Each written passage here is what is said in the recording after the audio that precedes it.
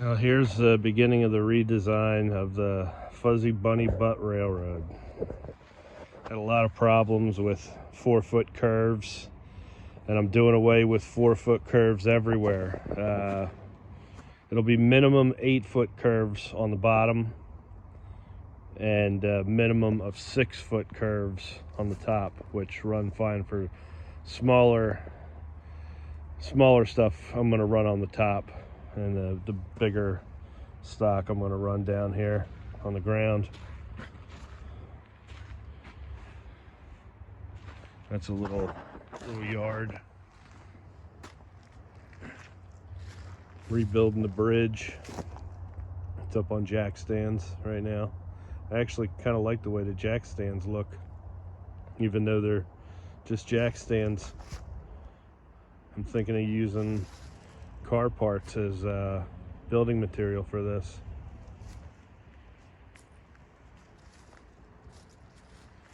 And I was thinking of doing away with wood. That's a new piece from last year, and these two down here are old, but they're not ruined.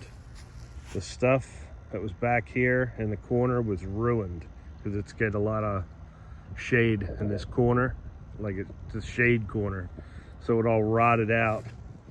The pieces over here, this is pressure treated decking, and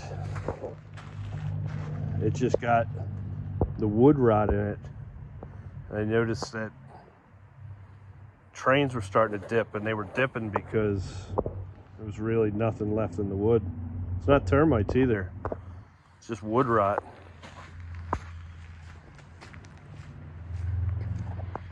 Now working on this is where I'm using a lot of the car parts on the mountain. I'm gonna just call it Junk Hill. And it keeps anybody away from the water too. I'm gonna have a lot of loops surrounding the water, so impossible for anybody to get to it without really climbing and destroying this thing.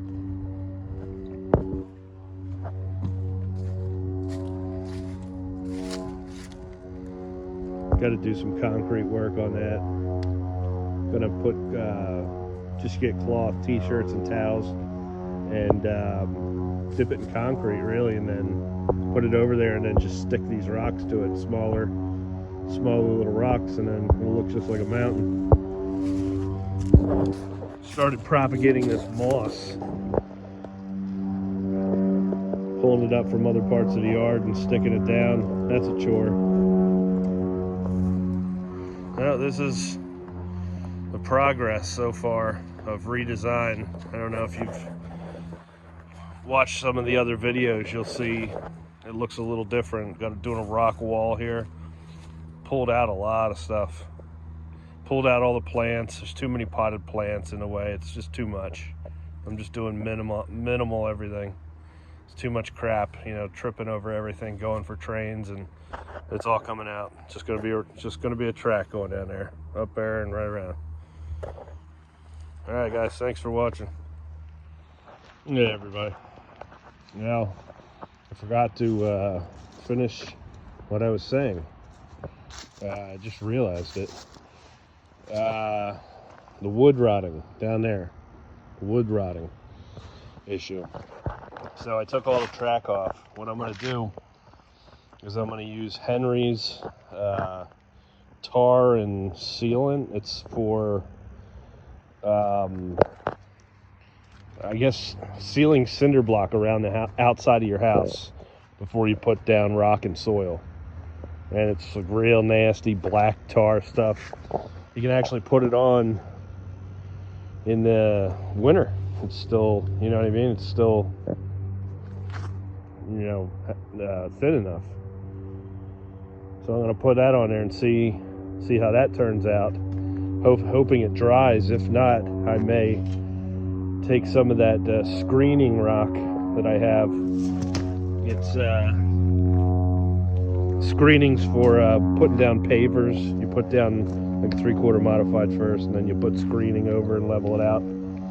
It's real fine, like a lot of dust in it, I could dust the board with that to get, you know, if the tar doesn't dry. So that's basically the idea. And then on the bottom, it doesn't matter, you know. So I'm gonna, you know, use a brush and put it all over it, just make sure that this 20-year board actually lasts 20 years, because it didn't, you know, it did not here. These are pressure treated decking boards, and 5 years, that was it. Not good. Maybe they changed the formula, but pressure treated, when I was a kid, it's still here. Yeah, it hasn't rotted away. All right, see you guys. This is the remnants of the first G-scale railroad I've done, or I did. Didn't always look like that. It was just all grass. It's where the septic tanks are. That's what the white is. And I just put those footers you get from HD or the other one for the 4x4 posts, and then you just put them up. Back here, it's further away from it. And I just used 1x1s and little PVC, I think 4-inch, and then put that in the ground and little concrete. But this is the last little bit of the railroad. Hasn't been out here for like 7 years. It's just nature taking it over. The last of what it was. But it just started up here. It was a little tiny, I don't know, 4x8, probably, 8x10, little train set on wood. And the wood warped and the trains wouldn't run, and, you know, the learning curve, you know, and then nature takes over, and then you get this. So I'm working on diameter curves. That's 4-foot diameter, and I believe that's 6 foot, and that's 8 foot. It can't be. That's got to be 4, that's got to be 5, and that's got to be 8. I'm looking for, I got to figure out what the difference is if there's a curve, you know, that diameter. I gotta see. Hold on a second. I got these tracks. They're LGB number 1500 is those. They're the LGB 1500. I'm gonna have to look up what that means. And these are LBG number 1600 right here. So it's a 15 and 1600. Damn it. That means they may not make one in that intermediate size. I'll have to check other brands. But if you're serious about garden railroading, don't use 4 foot. It's just a mess. Everything will derail. This is the minimum I use for smaller trains. This is the minimum I use for bigger trains. So yeah, that's a minimum for bigger, and that's the minimum for, you know, smaller trains. Don't ever use 4 foot.